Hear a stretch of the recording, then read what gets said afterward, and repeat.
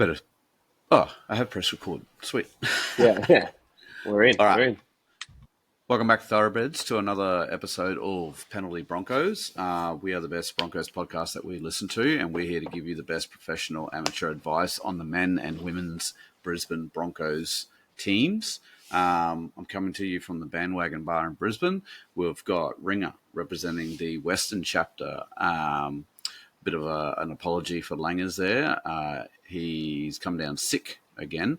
Might have to get him some good day to help him get through the weeks there. But how you been, Ringer? What have you been up to, mate? Yeah, Britto, how you going, mate? I think we're going to have to fast track.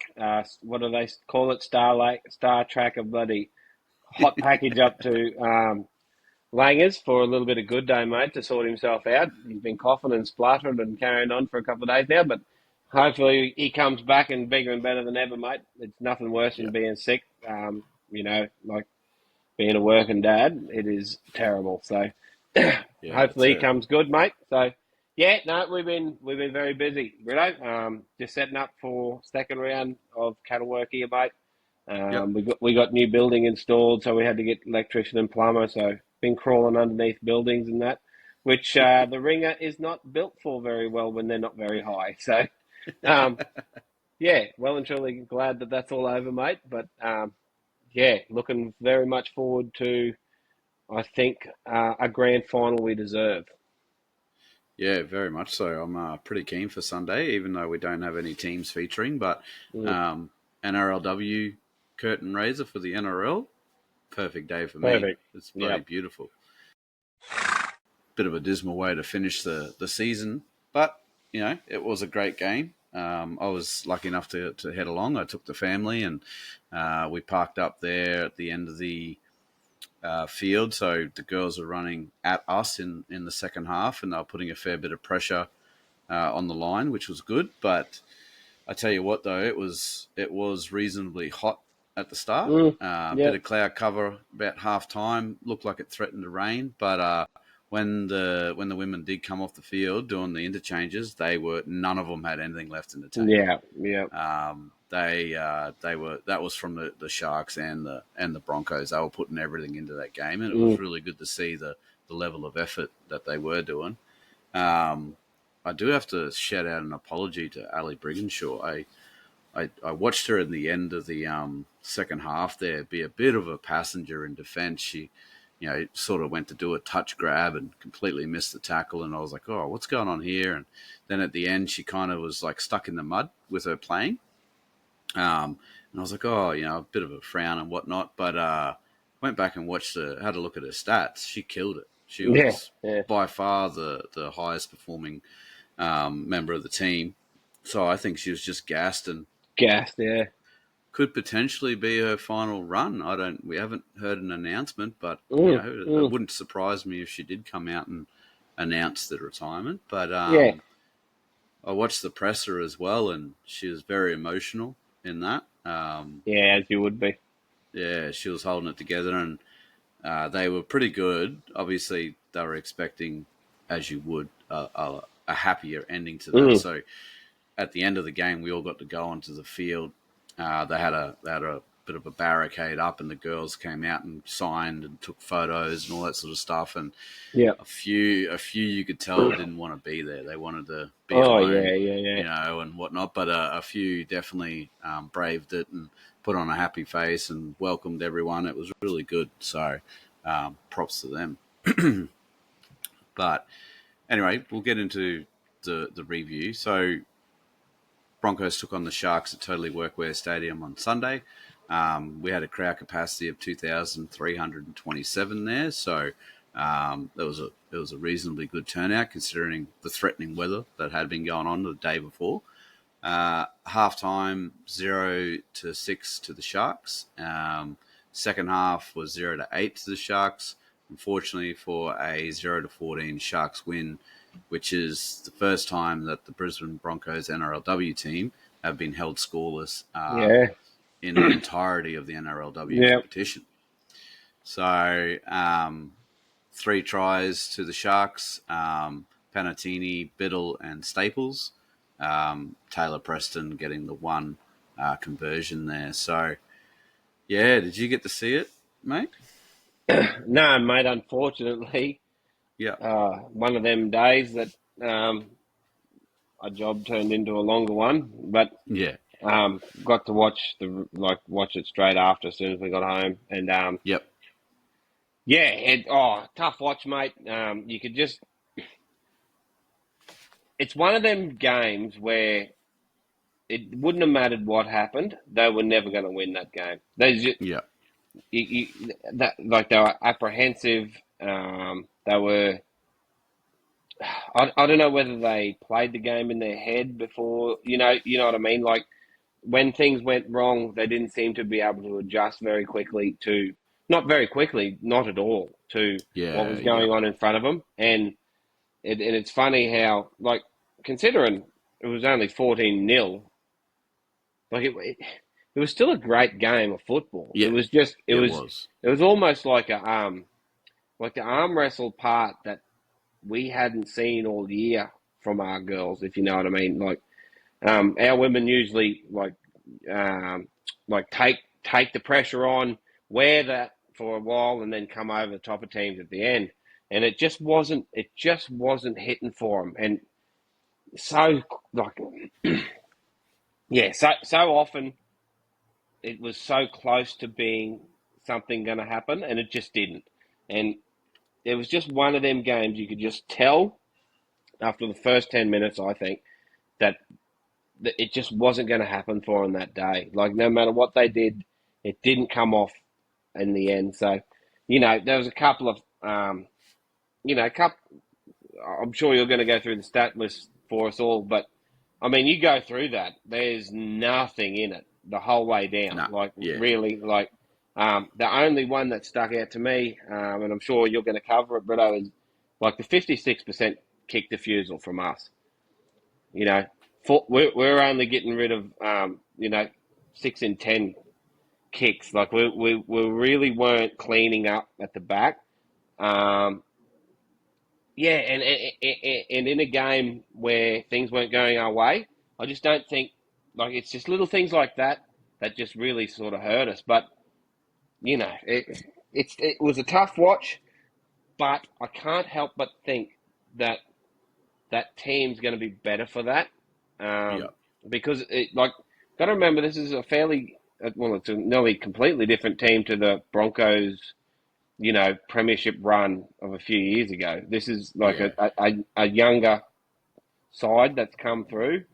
So Yep. if we can keep the girls together, I think this is going to benefit them in the long run about, you know, not playing the game in your head, like not taking anything for granted, and really, being up for those big games when it comes to you. But, in saying that, we were mixing one of our starting wingers and our starting second rower, and Romy has been one of our best players every year, like every game, where a lot of our attacking flair has been coming off the back of. It's not an excuse, but it's something that, you just wonder how big of an impact that actually did have. Those quick play the Yep. balls, that bit of, stuff around the edge that just, puts teams in two minds. So, but yeah, mate, it was just one of them days. I don't think no matter what would have happened, it was just one of them days that it was just like a black cloud hanging over the Broncos women. And but yeah, I really do think that they're going to, if we can keep this group together, they're going to benefit from it. But mate, you were at the game. I can imagine how frustrating it would have been for you, Yeah. seeing what was going on. Mate, the crowd was getting right into it too. Yeah, From the kickoff, there was chants and whatnot going up. It just seemed like the Sharkies had learnt from their yep, late loss down at Seabus, and they had a game plan and they just stuck with it. yep, And we did try. Just the stuff that normally was sticking during the season wasn't sticking, or the cover defense. yep. That first contact they weren't losing the Mm, Sharks. So mm, yeah, it was. I did look at it. I was trying to struggle with what was going on, and at the start we sort of, like you said, we wear that pressure, and then then a penalty came our way. I was like, here we go. Like, we will score here, and we didn't. It was, I think we threw it over the sideline, kicked it over the sideline as well. A few instances like that, and then it just started to like, okay, we're going into the shed 6-0 down. That's fine. We've done that before. That's perfect. Whatever. Yeah. Come out. I believe the Sharks scored, pretty much straight away.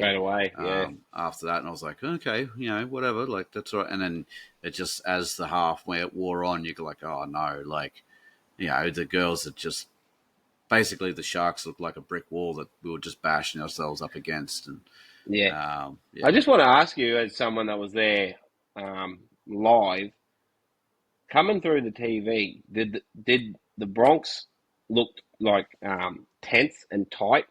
Like they didn't look flowing in their actions and their movement, like in their backline movements, even in their stuff where we usually punch up the middle and start creating those inroads and getting us on that front foot. It looked a little bit like stilted and a little bit like just didn't flow, if you know what I mean, like as if there was a handbrake there somewhere. Yeah, so two women stood out. They were having a red hot crack, and that was Rapana and Lafayette. Yeah. Mate, as soon as they came on, they scared the shit out of the Sharkies. They were running it hard. They were hitting hard. Yeah. Your girl Keely hitting in defense, like all that standard stuff was there. But you're right, that back line didn't seem as quick. And I do wonder if that was something to do with Romy. She's normally that link. She is a ball playing second rower. And or if she's not the ball playing, she's the hit. Get up quick, play the ball, and we go from there. So she's a running threat, so that gives the people at the back space to play with. Yeah, and like I said, there was just a couple of instances, a couple of errors there. Like when you have a look at who had the most errors, Shanae Sissoko, she had two errors, 2 handling errors. That's not normally characteristic of her game. Gail as well, 2 and 2. So that's normally that link that we have, sort of thing, and that just wasn't sticking there. So I will get into the stats now, and just to show the thoroughbreds just how close it was, and when you listen to this, you do appreciate that actually was a really good game. And then I went and watched the Roosters and the Knights, and the Knights didn't look like they were in it. They scored a couple of late tries at the end, but the game was done. It was done. I mean? Exactly. At least with us, we 5 minutes to go, we potentially could have still won that. And that was something happened. That was there was no Sharks fan that was feeling comfortable with 10 minutes to go. But you could just tell that. Like if we broke through there, it could have really changed things. But would have pumped the girls, give them a second wind, and off we go. So possession was 50-50, which was good. Completion rate, we actually did really well. We did 78% over the Sharks 76. We had 32 sets. We had to go 32 times, and the Sharkies had the 34. And then the run meters again, 1,515 to us, 1,594 to the Sharks. Yeah, I know. Nothing in that. Yeah. Post contact was 445 to us, 507 to them. Again, that's one set, basically. Yeah. Line breaks, that's a bit of a tell there. We had one, and that was Ali. She scored the only one there, and the Sharks had 5. Tackle breaks, there was 31 to 36. Yeah. So we're still breaking tackles. We're into capitalize. It. Julia had 10 of those herself, of course. Ridiculous. The hog. Average set meters, again, like we won that stat, 47.37 meters to 46.9. Yeah.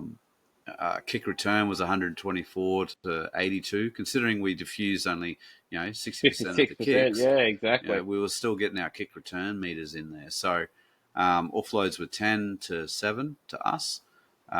Kicking meters 451. We won that stat to 439 meters. So and then we go over to the defense, 85.45% to 86.17 to the Sharks. That was pretty high from both. tackles made, we made less tackles, 276 to their 299. Missed tackles, 36 to 31.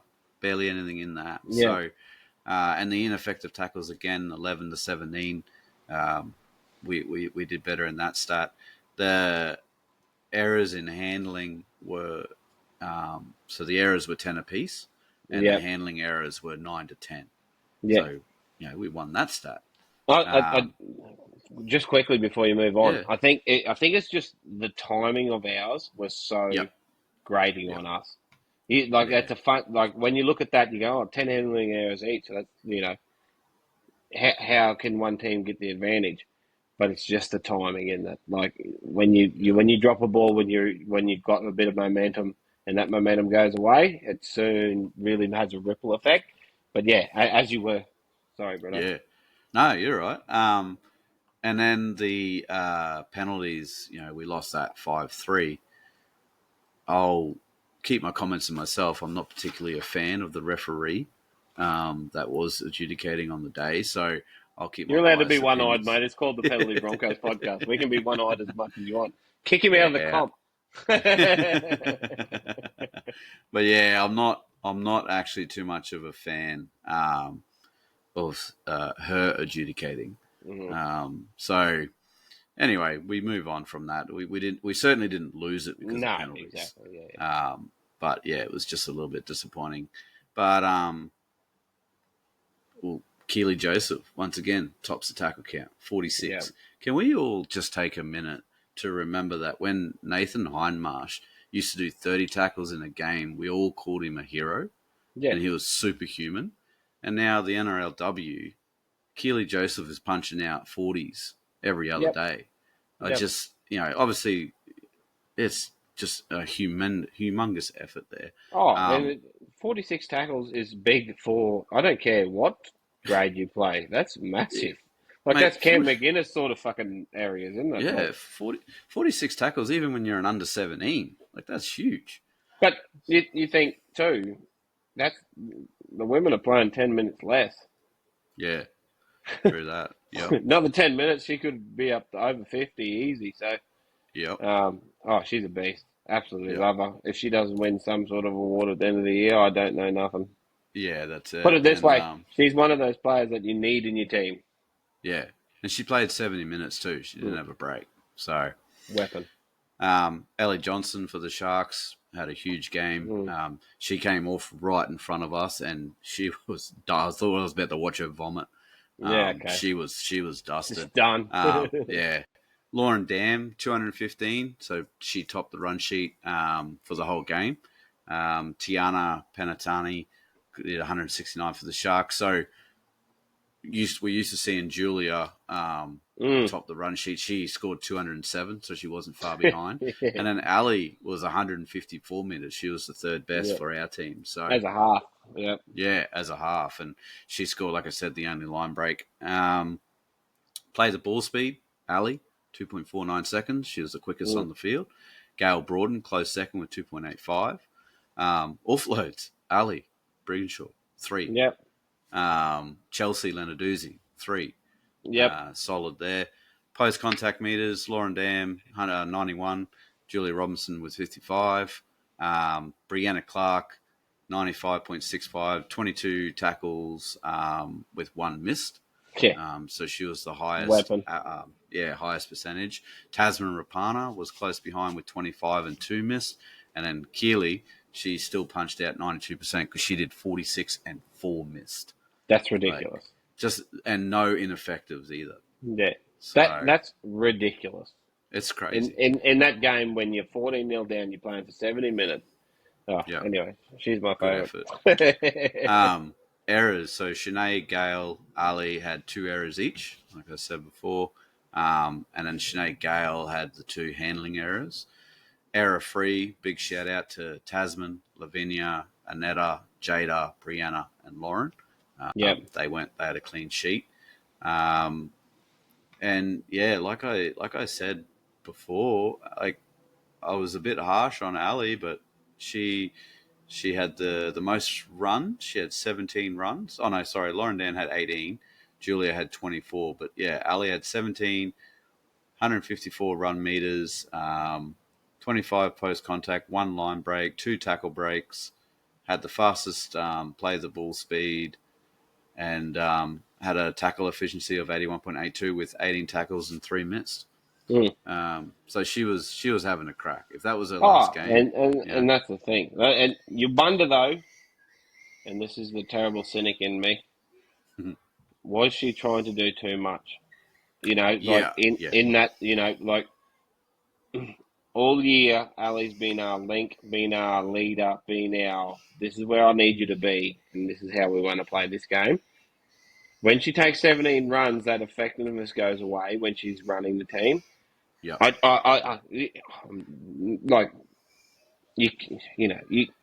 what are you going to say? It's only Briginshaw. She's probably one of the best to ever do it. But, I mean, you just wonder whether she thought, because we're going into prelim, I need to take real control when what they've been doing has been working. So, hopefully, maybe. I also think that potentially everyone thought because she was having such a big game or have a big effort, they were like, "Oh, we'll just give it to her. Yeah, She'll exactly. make something happen." And that happened gassed too many times. Yeah, gassed her. Exactly. So, yeah.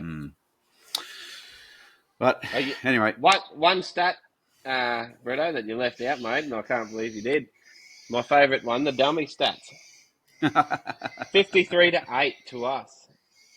Holy shit! I didn't even see that. 53-8. So the women were inside, outside, backside, bloody throwing those dummies. But wow! Holy yeah, wow. So Ali had 13. Yeah, I know. So top that stat as well. Yeah, dude, what's that old meme? Those aren't rookie numbers. So go girl. But yeah, so it just tells you a story that we're still running through our processes of more than two hands and being a threat no matter what. Yeah. But it just didn't come off in this game, and I just don't think anyone explained it. Yeah. Anyway, hats off to the girls. Great effort. Yeah, hats off. Hats off. Well I know. done. Great season. A prelim doing way better than the men. So minor premiers. Yeah, exactly. So we'll take that every single day. Love you so much. Thank you for keeping us entertained. We'll have a bit of general league chat because we don't have a game to review now, which sucks, but it is what it is. Just a real quick shout out before we do get onto what I think everyone thinks we're going to be talking about. The Daily M Team of the Year nominees. Just a shout out to Katoni Staggs and Patrick Carrigan. They have been nominated for their respective positions. I think that's all we've got. None of the other guys kind of really pushed the needle. I was a bit surprised that Payne Haas wasn't up there. Yeah, but he did I think have those few injuries. Yeah, it must have hurt him. Yeah, that's it. Over to the women. So we've got Julia Robinson. She's been nominated, and Stacey Waka have both been nominated for Wingers of the Year. We've got Melee Hafunga for Centre of the Year. Gail Broughton's been put forward, 5'8". Ali has been put forward as the halfback. Jada for the Broncos as a hooker. She should win it. I'd be very surprised if she doesn't win that. And then we didn't have anyone in the props. Romy has been put forward as the second rower of the year. She should get it by a long way. Yeah, well, you would think so, but she's also... So then we've got Scotty Prince has been nominated as Coach of the Year. We've also got Captain of the Year in Ali. No rookie. Province Summons, Ali's been put forward there as well. Yeah. And then top try scorer was Julia Robinson. I think she's tied with Sheridan Gallagher from the Knights, though, so we'll see how that goes. And then Romy, top point scorer. So Keely Joseph didn't get a look at hooker at lock. She did not. Nope. That is absolutely a travesty. There needs to be an investigation. It definitely does, because What? Who All the got put up? people, all the people that are before her are teams that we beat.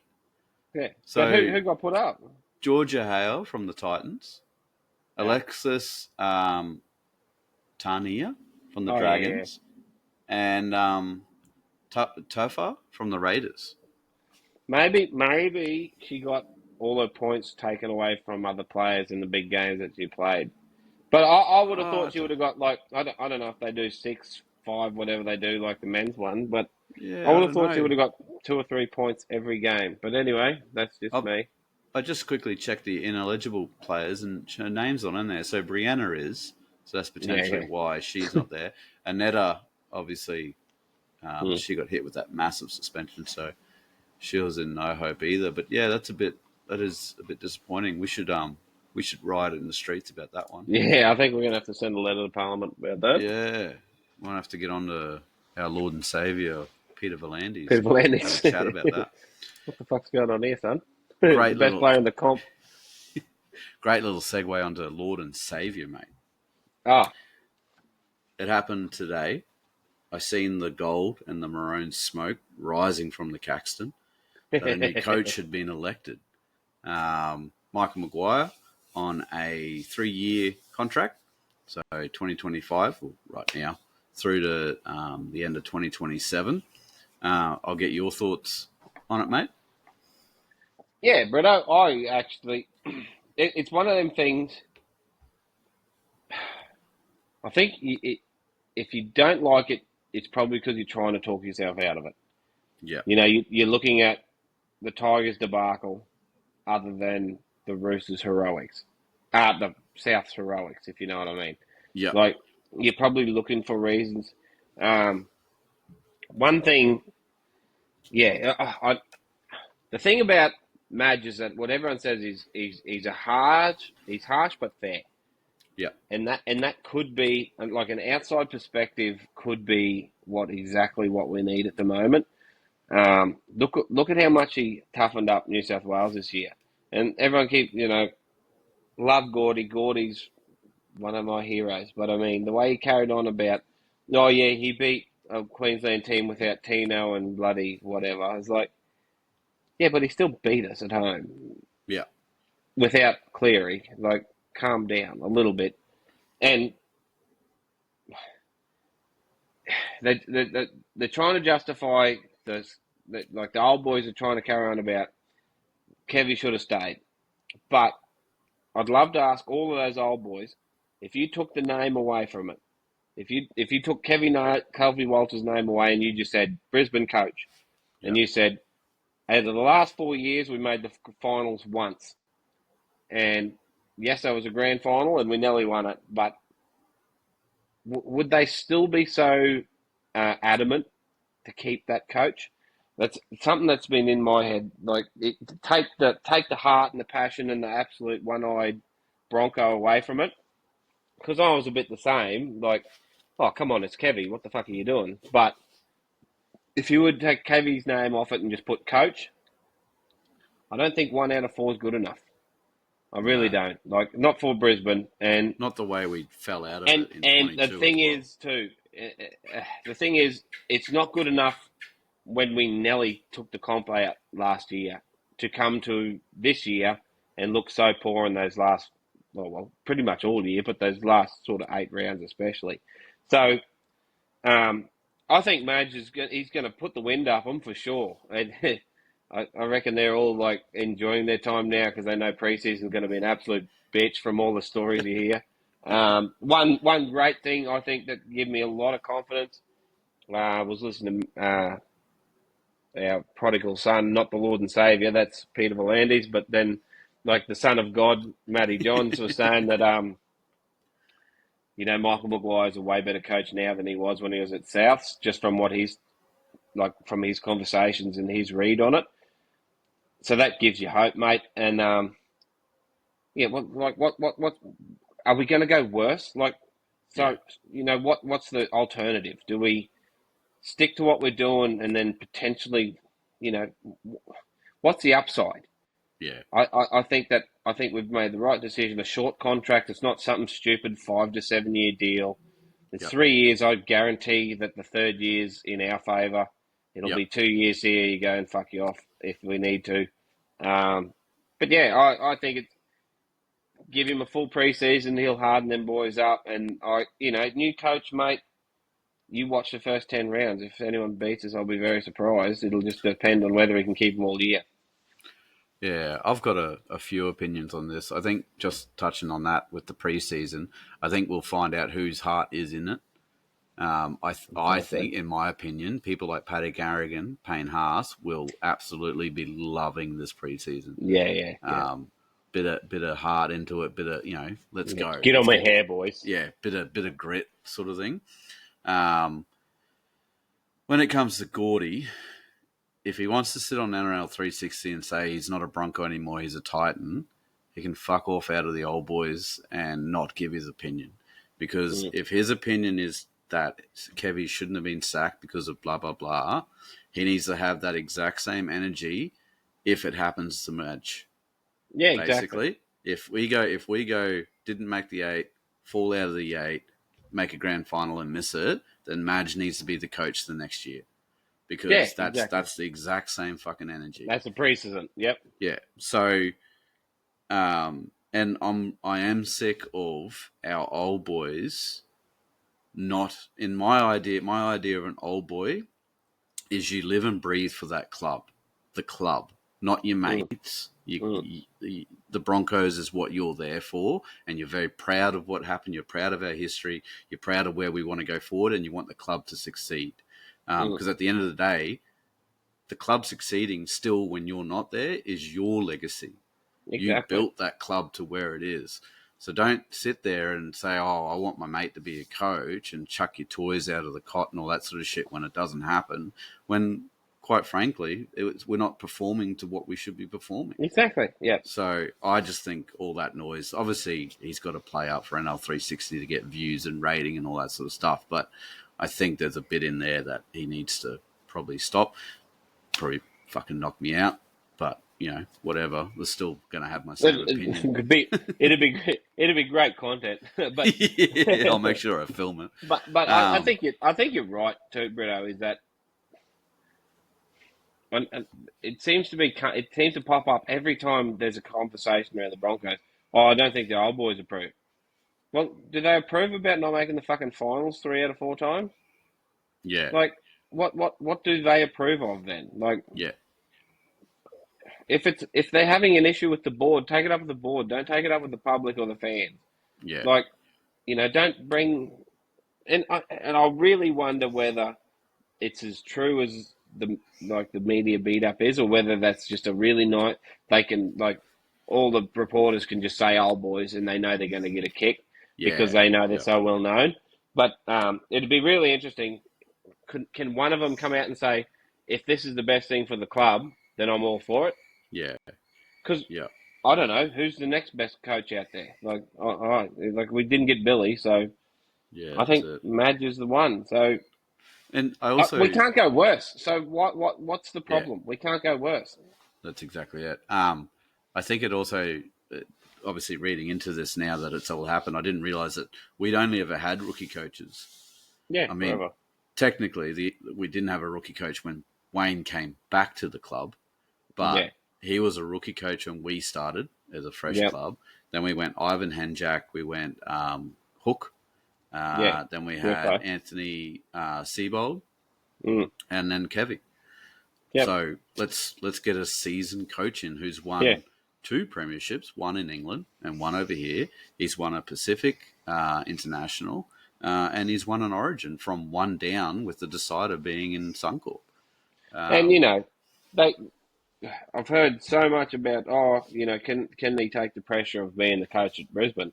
And you think, do you reckon the pressure of being the coach at South was any worse after they've won about 14 bloody spoons in a row, and they were kicked out of the bloody comp? They finally get a good team together, and until he got there. And, Sammy Burgess and him pretty much took that team, and GI, obviously. They had a great team, but, they had to take that final leap.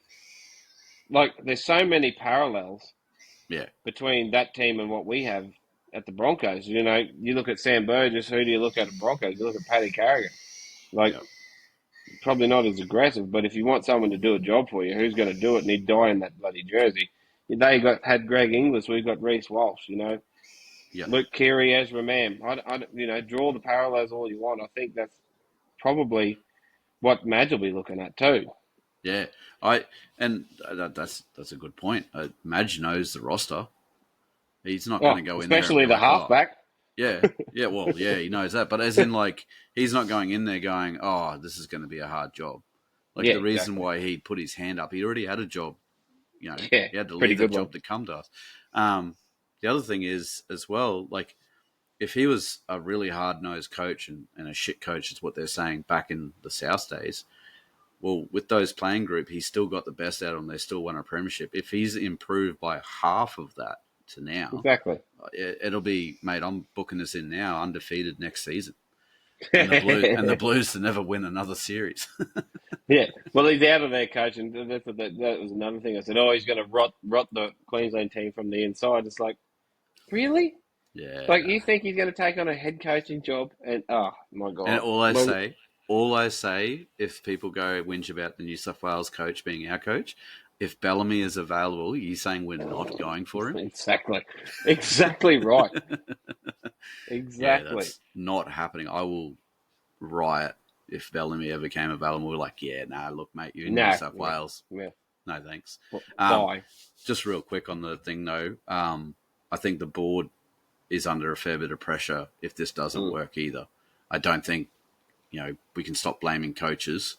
We've had a fair run at that. We need to really have a look at what's going on in the Yeah, administration there. So, anyway, and culture-wise too. Like, yeah, thing yeah, is, the amicable split from what is front facing between Kevy and the club. yeah, I don't think we're going to lose culture. Like, okay, the old boys want to help and they want to make sure Madge is a good coach for the club, like exactly like you said. Make yourself available and make sure that the culture doesn't leave the club because of outsiders there. Like, yeah. anyway, I it mean, shits me to Kevy's tears too. he's staying on to be an ambassador. So, Yeah, exactly. And yeah. Alfie's still there. He'll be fucking Well, there's 6 more rumors. songs. There is rumors that he's weighing up about whether he's going to stay as well, which I don't know is an old boy thing, throwing the toys out at the Yeah, cotters sort of thing. But I mean, I don't know if that's what happens, and that's what happens. Like yeah. And did he Ben throw the Ben toys out Teo when we coming went? in, he's been under Madge, so there's that relationship there as well. I don't know what this means for Trent Barrett. Hmm. I'm assuming he's still coming.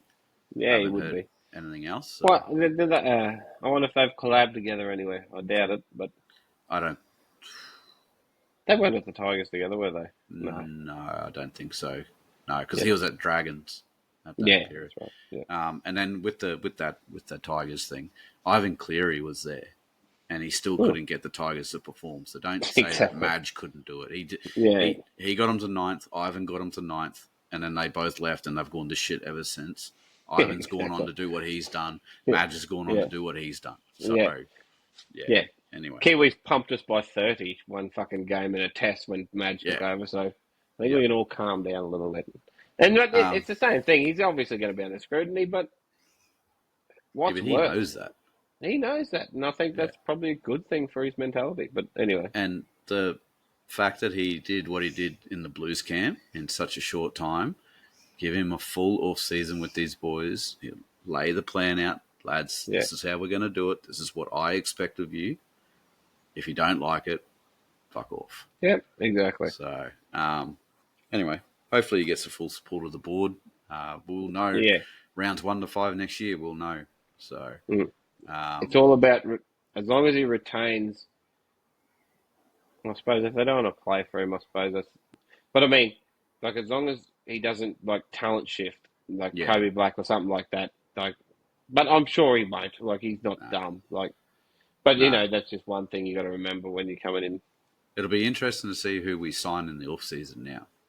Yeah, exactly. If someone's going to That'll be follow him. Yeah, that'll be interesting. So, in other news, Ezra and Reese had the little mix-up in Bali. I've seen it today. it's all Yeah. been, All the clear. integrity unit's done. Yeah. They just said, whatever, move on. Yeah. Dave Donaghy basically reflected my thoughts. Pick another location next time, sort of thing. Like Yeah. I've never understood why you can be on over $500,000 a year and Bali is your choice for a holiday. Like, Party, bro. where you can do that in Amsterdam. Ibiza. Yeah, that's mate, seriously. Like I know, right? they are known in Bali. Like everyone knows them, Yeah, and exactly. if you want to go and get targeted, that's the place to go and get targeted. Yeah. Like we've seen it happen before. Nelson Asofalo, he's been targeted over there. Still my Fafita, favourite video of all time. big. Nelson single-handedly moving a crowd. But yeah, I never get that. I mean, they all got passports, obviously. Ricky and all them went over and seen Europe and London and all that. Looked like they had a great time together. So, but anyway, I know Ezra was over there doing some training camp. So Yeah. I don't know. Still. Maybe. Anyway, that's general league chat. We will have a word with our mate the Gronk. I reckon. Let's hear it. He's here in my vicinity this week, so this is going to be fun. Well, he should have come on. Yeah, no, he's a bitch. I'll get him on next week. Righto.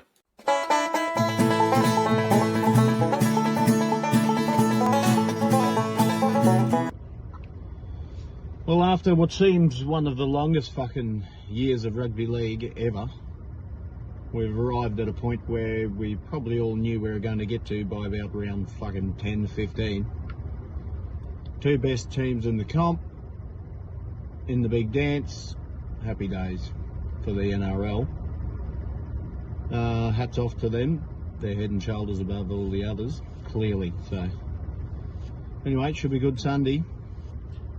But here, boys, something I've been thinking about all week, actually, like how I would love to be a fly on the wall in every Bronx fan's house on that Saturday night when the Sharkies faced off against Penrith.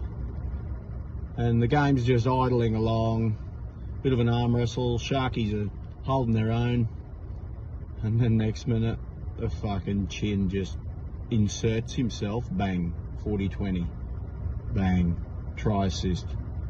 The fucking Bronx fans would have been just fucking PTSD, hands shaking, frothing at the mouth, fucking rocking like fucking, it's just a game, it's just a game. Oh, I reckon it would have been epic, boys. Thoughts? But yep, the little prince, fucking, he does it again. Just when I was literally thinking, fuck me, Chin's been pretty quiet, didn't even get quiet out of me fucking gob, and he banged that 40-20 and changed the game. But anyway, heartache lives on, and he'll probably do it again. I'm tipping he'll do it again Sunday. There you go. Hot take. Goodbye. Yeah. The Chin's on song, isn't he? And I honestly cannot wait.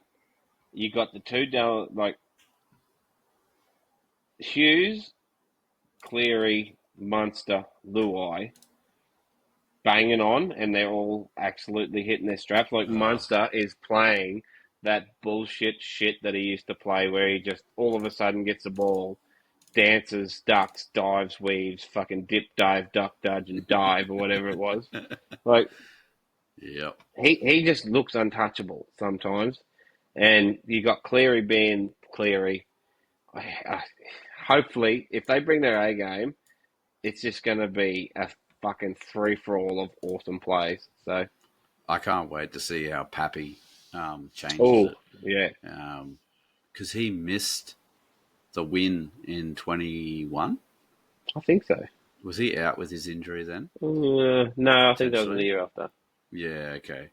But yeah, I'm pretty keen. Pappy is just chef's kissing it with his form at the moment. And that is one thing they may have is Pappy's speed. Yeah. Could be a little, like, across the park, he's probably just that half a yard quicker. That could make a bit of a difference. Yeah. But it's going to be honestly. A game and a half. Smoky for my Clive Churchill, Mr. Wishart. Tyron off the bench. Mate. He has been It would just tip his season off. It wouldn't surprise me. They talked. Joey was sucking off Braden Trindle the other day, making him worth $900K. How much is Tyron Wishart worth? Oh, mate, Is he in the same ballpark? You reckon? And if he went to the free market, he'd have to be, wouldn't he? Could he play fucking anywhere? Well, would you buy him as a utility, or would you buy him as a runner? No, I'd buy him as a 5'8". Yeah, so Dragons. That can put a 5'8" that can play anywhere, sort of thing. Dragons is essentially what. Exactly. Yeah. Can you imagine a Hunt, bloody Wishart, where his dad played? Hint, hint. Dragons. Fuck me dead. Yeah. But I mean, they got rid of him before, so I don't know if they're going to get him back. But yeah. Oop, drop that one. Bye, Nepo baby. All right. We'll move on to a bit of extracurricular activities. We'll punch this out because it doesn't look good for me. I finished off. Oh boy, this hurts. So Langer's basically sealed the deal. He went. Yeah, he went really well, actually. He was the closest when it came to predicting the scores. Yeah. And he got both games right. So everyone got the games right. We all picked Storm. We all picked Panthers. The deciding factor was indeed the prediction of the scores. Langers went 32-22 in the Storm game and 24-8 in the Panthers. That was real close, that one. So so that sees him on 10 wins for the season. Unfortunately, Gronk still sits above, and I'm sitting down there on 2 wins for the entire season. So I don't want to look at that too much longer. But mate, pass it over.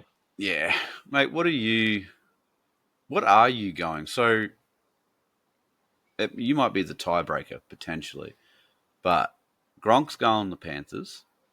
He's gone 22-12. Ooh. Langers has gone Storm. He's gone 26-18. And I've gone the Storm 20-12. Okay. So yeah, no. What are you doing? But just for a change of season, no, I'm going to Storm, mate. I can't help but think the form lines are different. Like, I understand Penrith are Penrith, and this could be egg on my face severely. But over the last month and a half or whatever, when you look at both teams, who do you think's scoring more points? Who looks more dynamic? Like, Panthers win because Panthers win. Yeah. You know what I mean? Like, they beat teams because they are so clinical, they are so driven, they are so well coached, they're so well structured. Yeah. The Storm at the moment have Jerome Hughes running an absolute fuck wherever he goes. Munster, which is hitting form like he hasn't seen in years, and just Munster is Munster. When he's like that, I don't give a fuck what your structures are. You can't defend it. Harry Grant's playing his best football in the last sort of 3 or 4 weeks. Then you got Pappy, who's coming back. Like, just strike alone has me going to Storm. Because I think, like, the Panthers are going to, and their systems are going to do all what they do and what they do. But I just think the Storm can break them. I just think they can. I think the Panthers defend teams to death. And they counter. When you make a mistake, they punch. Exactly. Sort of thing. But I just feel like both of them have a great defensive system. I just feel like you said, the Storm have that attacking edge. They have that Bellamy in the box target. Like, we're going to target this player and we're going to do it all night.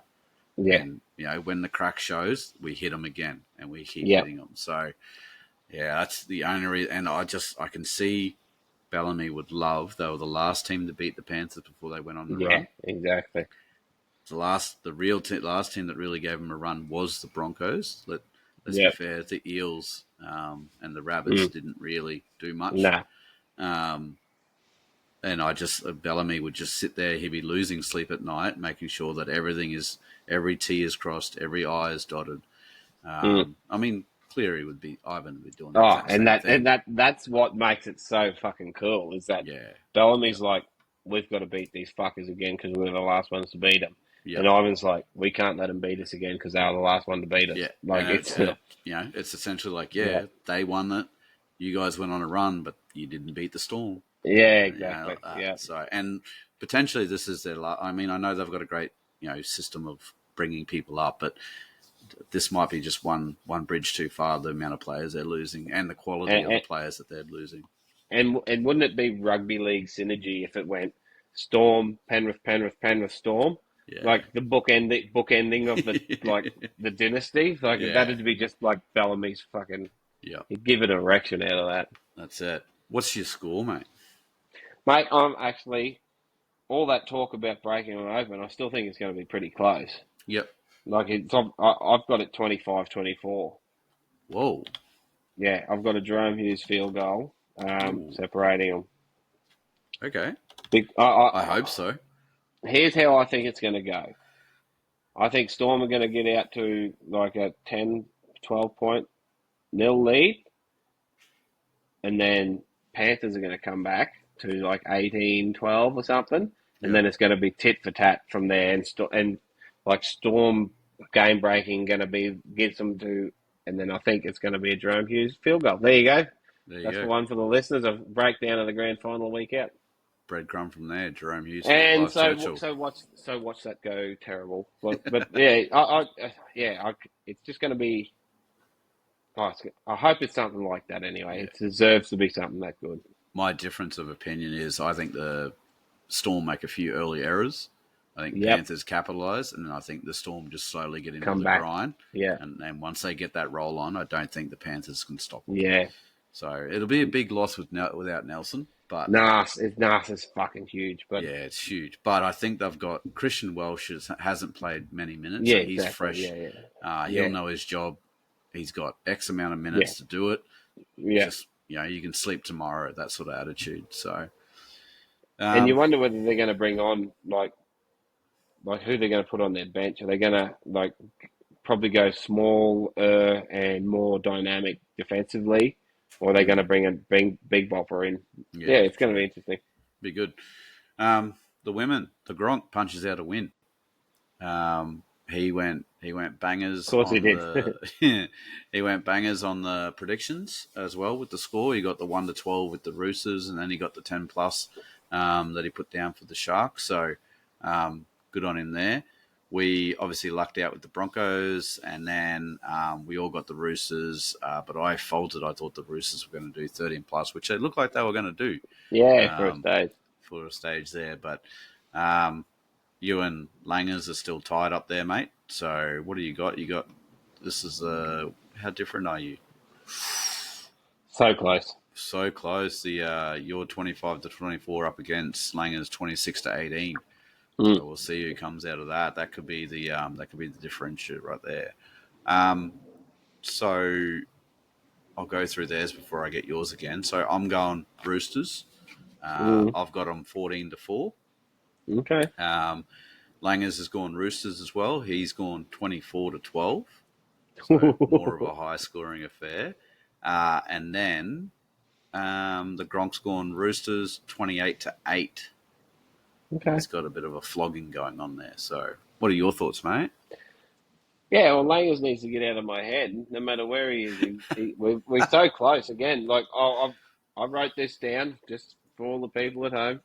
I wrote this down ages ago, and I had Roosters 24-16. So, yep, righto. I think they're going to get there, mate. I've got, yeah. Yep. It's going to be a good game. I think we may have put a bit too much of a knocker on the Sharks when they went on that slump and didn't give them enough credit for being top of the table and didn't predict the bounce back that obviously they've had. So, yep. It's going to be interesting. It's going to be very interesting to see if they can keep that form up. Yeah, I think the Roosters got through pretty easy as well. So Sharkies still do depend on their how they got over it, sort of thing, their rest and recovery. So, all right, no worries. We'll move on to some betting. So, I've actually got to get this up. Mate, we went fucking terrible on the weekend. Oh, shit, yeah. We went from one leg fails coming out of our yin yang to I think I was the only one that got a leg right. Leg, yeah, exactly. Mate, and it was horrific. I had the Storm and the Roosters. I had Storm 13 plus, but I didn't get a Coates or a Manu. No. You had the Broncos and the Sharks, mate. Whew. Oh, Broncos 30 terrible plus. reading. Papa, Keely Joseph, Mele Hafunga, Emma Tonagato, and over 38.5 total points. Yeah. Swing and miss. Absolute bed shit. In typical Langers fashion, though, like, yes, he got all his legs wrong. However, he had Mia Wood for any time. She got swapped out, and she was 18th woman. So that sums his betting up for this season. He had also had Isabel Kelly and a Tamika Upton. Yeah, no good there. And then the Gronk had a Sharks. He had the Panthers and Sharks game, so he had 11.5 line. Missed that. Just Nathan Cleary anytime, and a T.J. Wilton anytime. So. He's gonna ride Teagan to the ground, isn't he? He will. Be interesting to see how he comes back next year with him. Yeah, straight out the gate. Yeah, straight out the gate. So, in positive news, I've climbed the ladder thanks to my one little green leg there. Yeah. So I'm hitting at 41% for my legs now. You're at 44%. Thankfully, we don't increase our bad beat by any money, but surely we can get a win this weekend to sort of get us out of the hole. Surely. So I've got everyone else's tips here, betting. Sorry. So what I will do, I'll run through this and then I'll get yours at the end there. Okay, mate. No worries. And then I don't know. Maybe what we'll do is offline we'll pick and choose a couple of multis that combine. Yeah. Get us the couple best of odds legs and whatnot. together. Yeah. So who's this one? This one looks like the work of a Langers. He's got Melbourne 1-12, a Will Warbrick, and a Taruva anytime. That's getting him $13, which I thought was pretty good. Okay, that's pretty good, yeah. And then over on the women, he's got the Roosters head-to-head. He's got a Penatani and a Isabel Kelly anytime. So that's a good solid one for $10. Now, the Gronk. For the women, he's gone a Jess Surges and a Millie Elliott. And I do like that. And that's getting you $18.75. We're so similar. Just for that. So, and then what's he got there? And then I've gone Roosters head-to-head. Yep. I've gone a Tonagato anytime and a Jocelyn Kelleher anytime for $27.25. Love it. I thought that was all right. Yeah, shit. And then, did I say? No, for the men. Yeah, I haven't done. I'll get his up here, but I know he's got Chin to go over. But I know here he is. So an Xavier Coates. An Isaac Targo and a Nathan Cleary. Yep. And then I've just gone Xavier Coates 2+ and a Jerome Hughes for a Clive Churchill medal. Okay. So yeah, that's mine there. What have you? We'll go Storm Panthers first, mate. Righto, mate. Well, I've got Storm 1-12. Yep. Checking it off. Yep. I've got a Pappy anytime. Yep. I've got a Munster anytime because I think Big Cambo's really big game player. Big game. And then I've got a Jerome Luai. Okay. I can see him stepping back on the inside there or getting off a short kick. So yeah, what's that coming up to, mate? It's coming up at $95. What? Wow. Yeah. Okay. And I haven't stuffed that up, so I'll read it back to you. Melbourne Storm 1-12. Ryan Pappenhausen anytime. Cameron Munster anytime. Jerome Luai anytime. $95. Well, give it to me. Give it to me for $1. Thank you very much. Spit on my face and call me. Oh, where is... Now I've got to find What? the... Here we go. All right. What do you got for the women? Now for the NRLW GF, mate, I've got Roosters 1-12. I can't see it being a Okay. blowout. Yeah. I know, yes. I've actually got Millie Elliott too. Okay. Think just, Big yeah. game And then I've player got, again. yeah, big game player. And then I've got Tonegado and Surges anytime, mate. Okay. I've got to get a Emma Tonegado sometime during my bloody NRLW tipping, so I'm Yeah. hoping it's a grand final. Where is Surges? Millie Elliott's out to $6. That's ridiculous. That's... Damn. Where are you getting these from? It's $181. Why? Sydney Roosters 1 to Okay. 12. Millie Elliott, Emma Tonegado, and a Jess Surges. Okay, well, dollar me up again. Mate, we might just throw yours on for the road to $1 million. Go to $1 million, add them together. Good night. Yeah, well, that's Are they? They're not out of control, are they? Oh, anyway, 100. I'll put it this way: my civvies will be going with it. So yeah, well, that's a... If you're following along at home, if you put $1 and combine Ringer's bets, you're getting $17,195. So jump on that bad boy for sure. there's a dollar. There's a dollar. Easy. All right, mate. I think that's us. We've had our whinge. Yeah, we've had our little thing, mate. But hopefully, the curse of the Penalty Broncos podcast leaves us for this season. We've got rid of both teams now, so as we're kicking it off, hopefully things go better next year. So we might have to do in Mads we trust. Yeah, in Mads we trust. Might have to do some voodoo shit in February. Get rid of all the bad spirits. So, thanks for listening along, Thoroughbreds. Head over to all of our socials there on Facebook, Instagram, TikTok. We're on Spotify and YouTube. Give us a like, a follow, a comment. Slide into the DMs. Let us know what you reckon. Bet responsibly. Be a contributor to society. Stay out of one another unless it's consensual, and we'll gallop off into the week. Catch us later. See you, Thoroughbreds.